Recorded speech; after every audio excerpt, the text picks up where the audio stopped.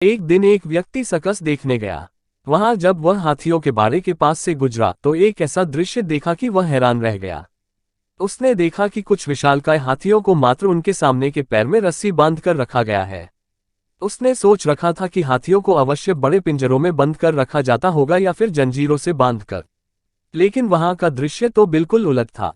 उसने महावत से पूछा, भाई, आप लोगों ने इन हाथियों को बस रस्सी के सहारे बांध कर रखा है, वो भी उनके सामने के पैर को। ये तो इस रस्सी को तो बड़े ही आराम से तोड़ सकते हैं।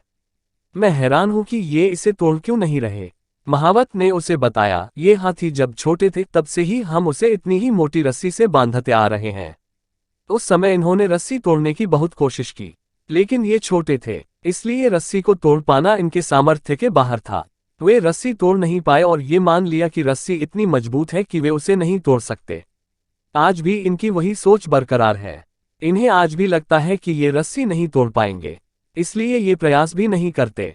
ये सुनकर वह व्यक्ति अवाक रह गया।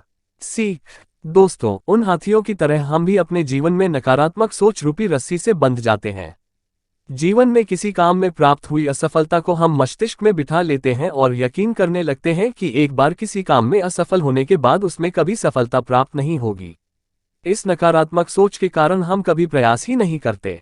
आवश्यकता है इस नकारात्मक सोच से बाहर निकलने की, उन कमियों को पहचानकर दूर करने की जो हमारी असफलता का कारण बनी।